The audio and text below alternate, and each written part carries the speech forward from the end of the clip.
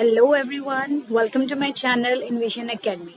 Today we are going to start part 4 of our series for class 11th mathematics for chapter 1. It includes your exercise 1.4. So before that, let's have a look on some of the important definitions that will help you to understand the chapter more. So सबसे पहले हमारे पास आते हैं union of sets. Union of sets का मतलब क्या होता है? सबसे पहले यूनियन अगर हम बात करें तो यूनियन मीन्स गेट टुगेदर. तो यूनियन ऑफ सेट्स मीन्स अगर हमारे पास दो या दो से ज़्यादा सेट्स गिवन हैं तो हमने उनका यूनियन करना है, मतलब हमने उनका गेट टुगेदर करना है.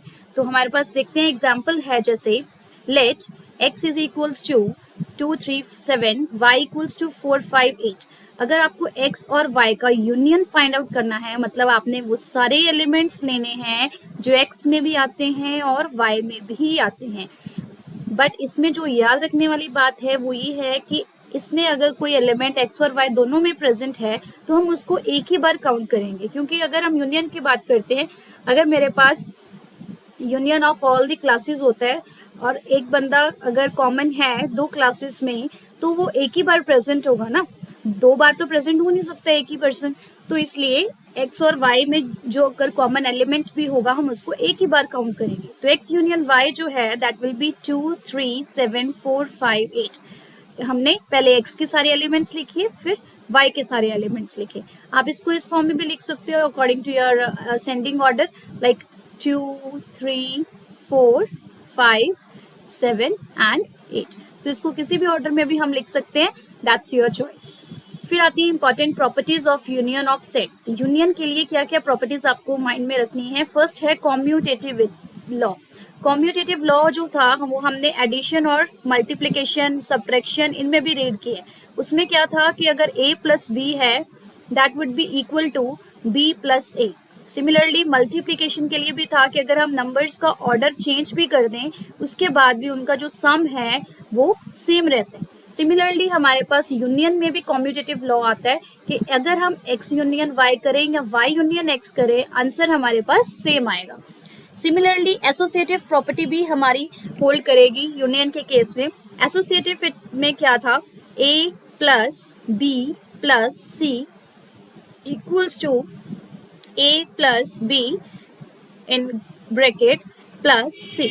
अब इसका मतलब क्या था कि चाहे तो आप, अगर आपको तीन नंबर्स को ऐड करना है तो चाहे आप इन दोनों को पहले ऐड करो फिर answer will be added in A, या फिर इन दोनों को पहले ऐड करो then answer can be added in C.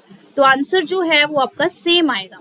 Similarly union के केस में अगर हमारे पास तीन सेट्स हैं x, y और z, कुछ एलिमेंट्स आ रहे हैं, ओके, तो यूनियन अगर हमने निकालना है उनका, चाहे x यूनियन y निकालो पहले, फिर जो आंसर आया उसका यूनियन कर दो z के साथ, या फिर x union y union z करो, आंसर जो है वो आपके पास सेम आएगा. नेक्स्ट है x यूनियन एम्प्टी सेट और we can say is equal to x. जैसे हमारे पास एडिशन वगैरह में भी प्रॉपर्टी होती है आइडेंटिटी की. आइडेंटिटी एडिशन में क्या होता है कि हम a में क्या चीज़ ऐड करें सो दैट हमें सेम ही आंसर मिले. वो था 0. a में अगर हम 0 ऐड करेंगे तो we get the same answer. तो a was the additive identity. तो एडिटिव आइडेंटिटी हमारे पास a थी. अब इस केस में जो एडिटिव आइडेंटिटी होगी x का हम यूनियन किस सेट के साथ करें कि सच दैट हमारे पास सेम x आ जाए, वो है एक एम्प्टी सेट बोल सकते हैं phi, सच दैट कि हमारे पास सेम आ जाए. तो phi is the identity of this set x. Then we have x union x का उसकी के साथ यूनियन करोगे तो ऑब्वियसली सेम सेट आएगा. यूनिवर्सल, हेयर u का मतलब यूनिवर्सल है और दिस u मीन्स यूनियन, तो इस u का मतलब है यूनिवर्सल सेट. तो इसमें कंफ्यूज नहीं होना. यूनिवर्सल सेट मतलब जिसमें सारे एलिमेंट्स आते हैं. तो यूनिवर्सल सेट का अगर किसी सेट के साथ यूनियन कर रहे हो तो answer will be the universal set, क्योंकि यूनिवर्सल सेट होता ही क्या है? सब सेट्स को मिला के जो बना होता है. सो दिस वाज इजी कि यूनियन ऑफ सेट्स में हमारे पास सारी प्रॉपर्टीज होल्ड करती हैं, commutativity, associativity, identity and with this two. Next आता है हमारे पास इंटरसेक्शन. अब इंटरसेक्शन मीन्स आपको एक याद रखना है वर्ड. इंटरसेक्शन मीन्स होता है कॉमन, मतलब अगर हम दो सेट्स लें, मेरे पास x है कुछ y है, तो इन दोनों में इंटरसेक्शन बोलूंगी उल्टा यू लिख सकते हो आप। इंटरसेक्शन का ये सिंबल होता है। तो x और y में क्या चीज कॉमन आ रही है वो आप एक सेट में लिखोगे, that is called intersection of x and y।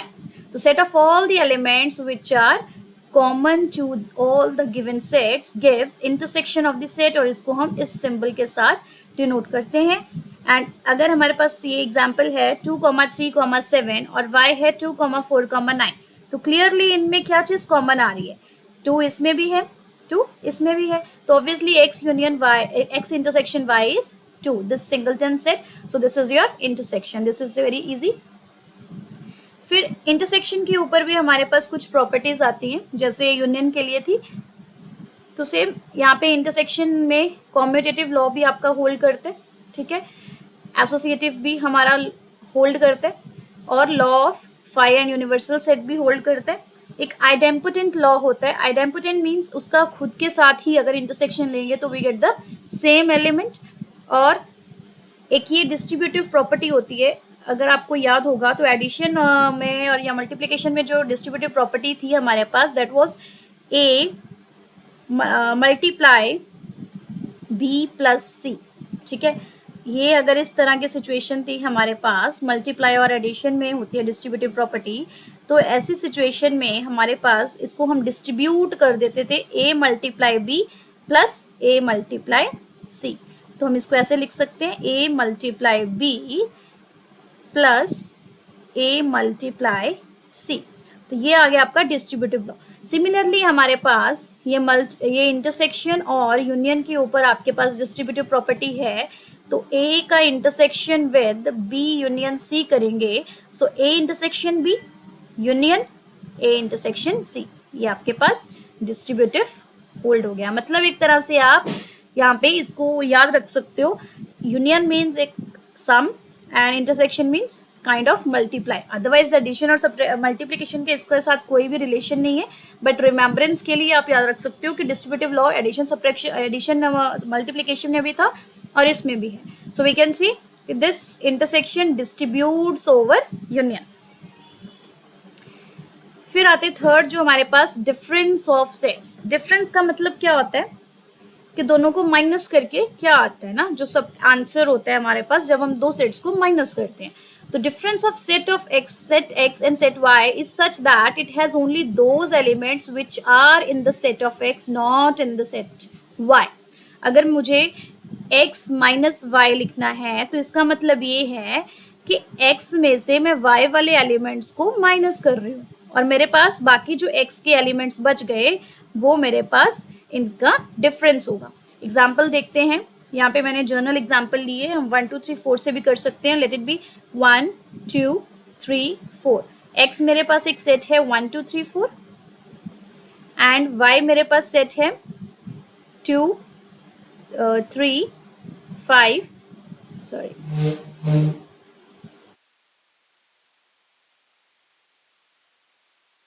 2 3 5 and 6।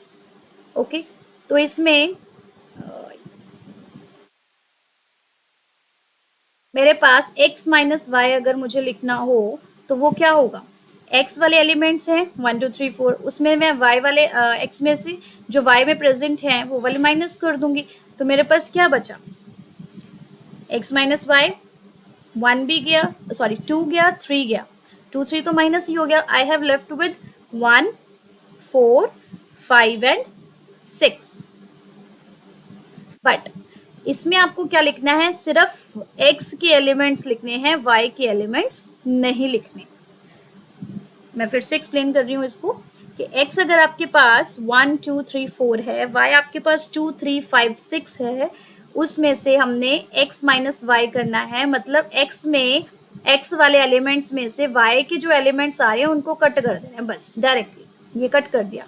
मेरे पास क्या आया 1 एंड 4, तो x minus Y is equal to 1 4, that is your difference of x and y। अगर उल्टा करना हो y माइनस एक्स, तो मेरे पास y बचेगा, y में से मैं x वाले एलिमेंट सब्ट्रैक्ट कर दूंगी, तो I have left with 5 and 6। तो 5 and 6 is your correct answer. Okay, next we have with exercise 1.4. This is very easy, related to all the concepts that we have learnt now. Find the union of each of the following pairs of sets. हमने x और y का union find out करना है. Union is means हमने दोनों को combine कर देना है. तो ये आ जाएगा 1, 2, 3, 5. तो जो रिपीट हो रहा है उसको हम एक ही बार लिखेंगे. सिमिलरली ए यूनियन बी करना है.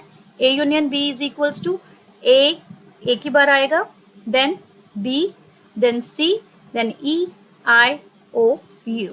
ये आपका आ गया. This is your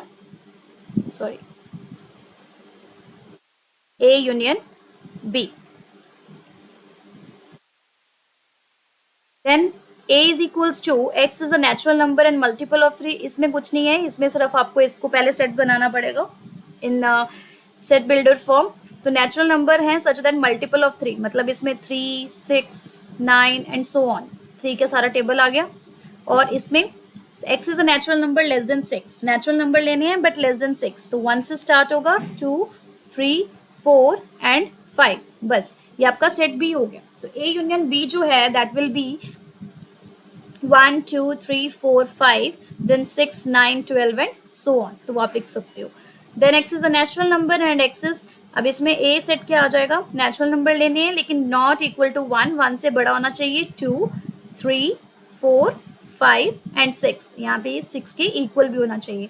and hair natural number 6 से बड़ा, तो यहाँ आ जाएगा आपका 7, 8, 9, 9 अप टू 9, बिकॉज 10 भी हमने इंक्लूड नहीं करना. तो यूनियन में ये सारे एलिमेंट्स आ जाएंगे, nothing is repeated.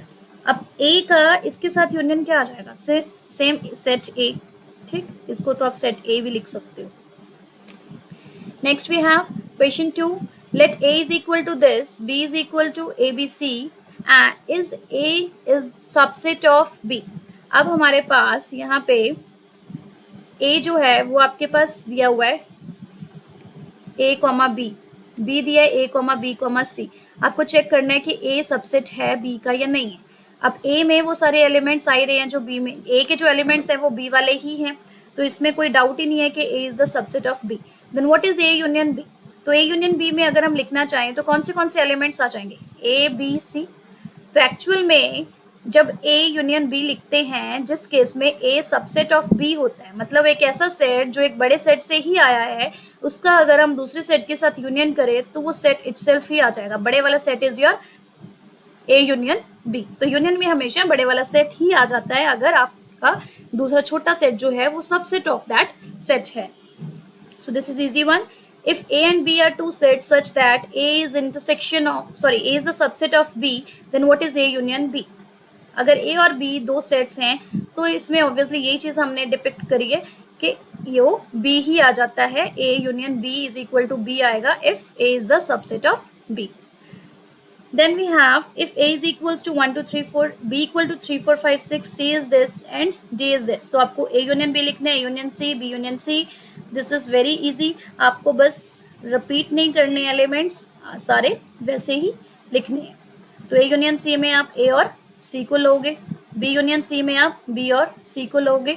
So like this you can do A B union D. B union D के लिए आपको बी और डी को लेना है.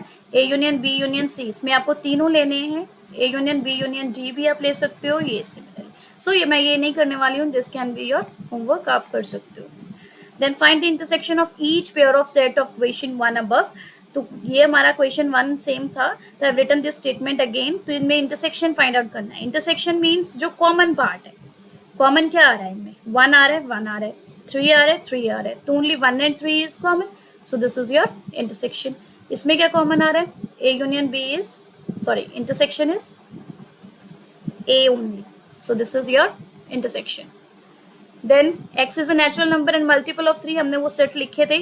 तो I can go that slide, मैं वहीं से आपको दिखा देती हूँ कि हमने ये लिखे थे. तो हेयर वी हैव, अगर हमने इंटरसेक्शन निकालना है a और b का, थर्ड केस में यहाँ पे इंटरसेक्शन क्या आना है, 3 only. 3 is the intersection, common part यही है.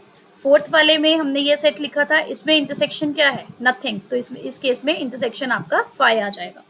और इस केस में इंटरसेक्शन क्या है, अगेन 5, तो नथिंग इज द इंटरसेक्शन। सो ये तो था आपका question 5. Then we have question 6. So this is already done. Question 1. Okay. So A, we have A here, B, C, D. अब आपको इंटरसेक्शन निकालना है।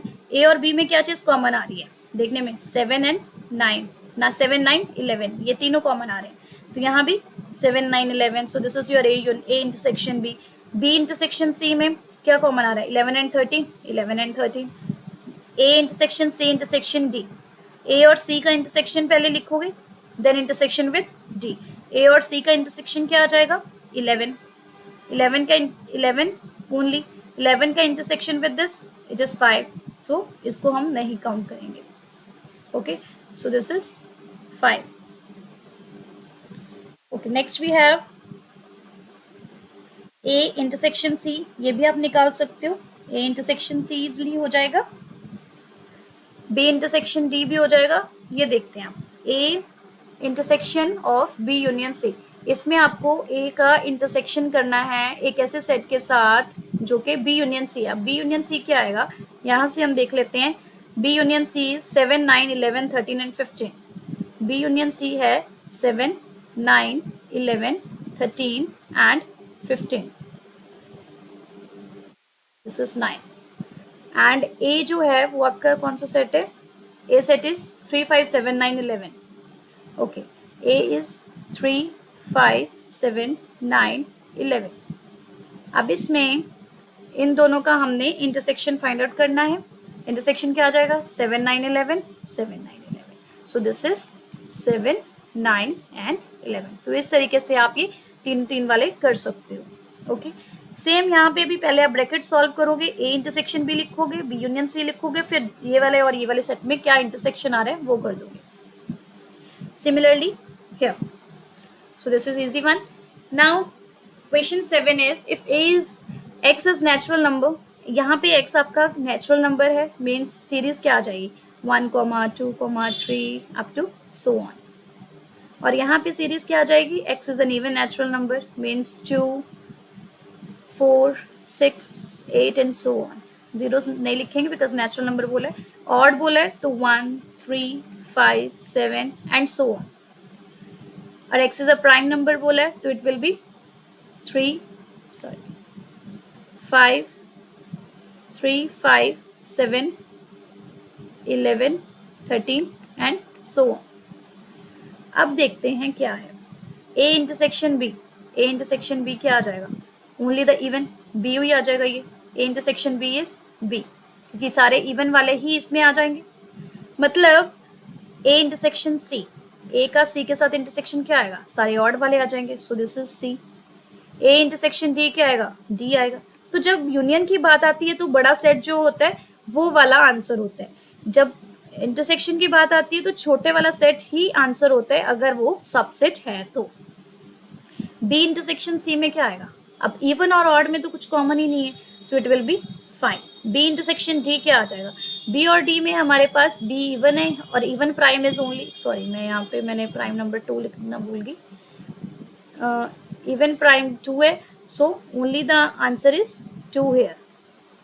एंड C इंटरसेक्शन D में सारे जो ऑड प्राइम्स हैं हमारे पास 3 5 7 11 13 ये वाले है ना 17.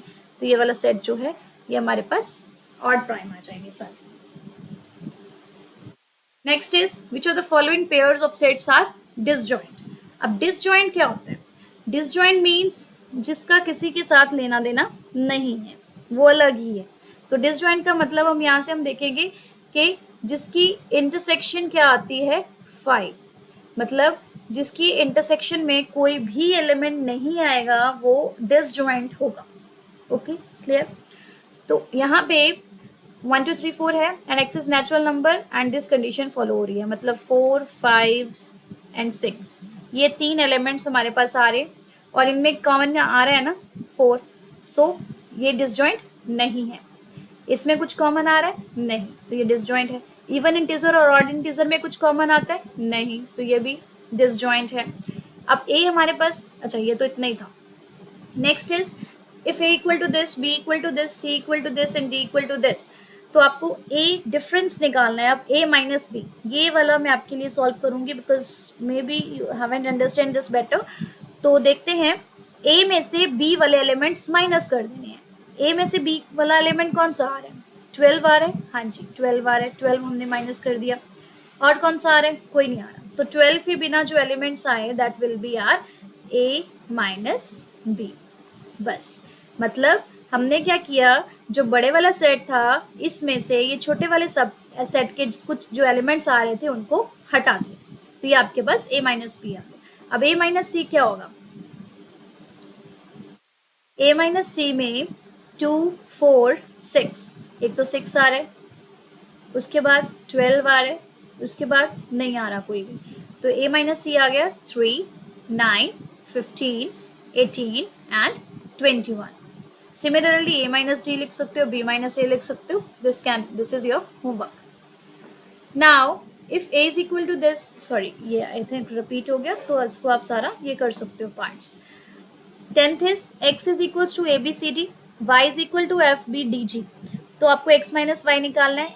x माइनस वाई मतलब जो ये आ रहा है इसमें b आ रहा है, दोनों में d आ रहा है y में, तो answer is a comma c. y minus x क्या हो जाएगा? अब यहाँ पे हम b और d माइनस करेंगे तो यहाँ पे लिखेंगे क्या? y. जो आगे लिखा है उसमें उसी में से एलिमेंट्स यहाँ पे आएंगे. x इंटरसेक्शन y क्या आ जाएगा? जो कॉमन आ रहे हैं b कॉमा d. तो this is just for your revision कि आपको डेफिनेशन याद हो जाए. Then we have if R is the set of real numbers and Q is the set of rational numbers, then what is R minus Q? R हमारे पास set of real numbers है, Q है set of rational numbers. तो real numbers में से जब आप rational numbers को minus करते हो तो obviously real numbers में क्या होता है? All the rationals plus irrationals, ठीक है, मिला के क्या बनते हैं? Real numbers. तो रियल नंबर्स में से अगर आप रेशनल्स माइनस कर दोगे तो what we get? All the irrational numbers. So this is your answer. इसका आंसर आ जाएगा, इसका आंसर आ जाएगा irrational numbers. Clear? Then state whether each of the following statement is true and justify answer. आपको जस्ट ये check करना है कि ये ट्रू है या फॉल्स है. This and this are disjoint. नहीं, डिसजॉइंट का मतलब होता है कुछ भी कॉमन ना आए, बट यहाँ तो 3 कॉमन आ रहा है, so this is false. Is these two are disjoint? No. A common आ रहा है मुझे दिख रहा है, so this is also false. This and this are disjoint? हाँ जी ये डिसजॉइंट है क्योंकि इसमें कुछ भी कॉमन नहीं आ रहा. This and this are disjoint? Definitely yes, इसमें भी कुछ कॉमन नहीं आ रहा. So this completes our exercise 1.4. Hope you have understood. So thank you so much for watching my video. If you like, please subscribe my channel and please support us. Thank you so much.